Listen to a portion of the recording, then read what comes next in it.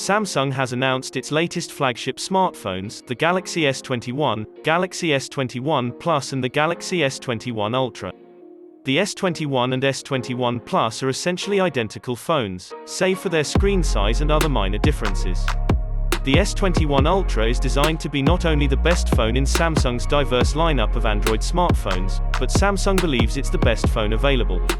The S21 and S21 Plus cost $800 and $1,000 respectively. This is $200 less than their predecessors' launch prices last year. As The Verge points out, the 6.2 S21 and 6.7 S21 Plus have given something up in order to reach this lower price point. While both phones continue to deliver 120Hz refresh rates, something Apple's latest iPhone 12 models don't offer, the displays no longer have the subtle curved edges of the Galaxy S20. Further, resolution has decreased from 3200 by 1440 to 2400 by 1080. In terms of internal components, RAM has decreased from 12GB to 8GB. Build quality has changed as well.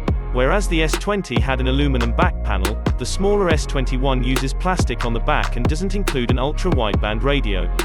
The larger S21 Plus does have this connectivity feature, allowing for relatively superior compatibility with Samsung's new Galaxy Smart Tag, the Korean company's new tile competitor. Another cost-saving measure is that Samsung will no longer be including a charging brick or headphones in the box. Like Apple, the company says it's for environmental reasons.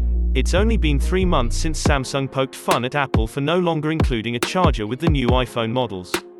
In addition to making cuts to reduce the price of the S21 and S21 Plus, Samsung has made improvements as well. While the quality of the materials has changed, the design looks very nice. On the inside of the new models is the latest Snapdragon chipset, which promises improved performance. The fingerprint sensor has Qualcomm's new 3D Sonic sensor Gen 2, resulting in improved speed. Both models feature 5G integration, supporting mmWave and sub-6 GHz networks, so the new phones will be faster in that respect too, assuming you are in an area with support for 5G. The two-tone design of the Galaxy S21, S21 Plus works around the camera protrusion. The camera system is basically the same on these models as it was last year. The S21 and S21 Plus each include a 12MP wide-angle camera, 12MP ultra-wide camera and a 64MP telephoto lens. The front-facing camera is 10MP, although the S21 Plus has ditched the depth sensor. While the hardware is unchanged, there have been some adjustments to software. There's a 30x space zoom mode, a director's view mode for recording video allowing easier swapping between lenses, and additions to the single-take mode. Further, the default image processing no longer excessively smooths faces, although if that's your style, it remains an option. The Samsung Galaxy S21 and S21 Plus models will be available starting January 29th and are available for pre-order now. The S21 and S21 Plus include 128GB of internal storage. If you'd like 256GB of storage, it adds $50 to the price of each model. The S21 is available in Phantom Grey, Phantom White, Phantom Violet and Phantom Pink colorways, with the latter two having a rose gold two-tone design. The S21 Plus is available in violet, black, silver, gold and red, with the latter two colors being made to order and shipping in 3 to 4 weeks, as of writing.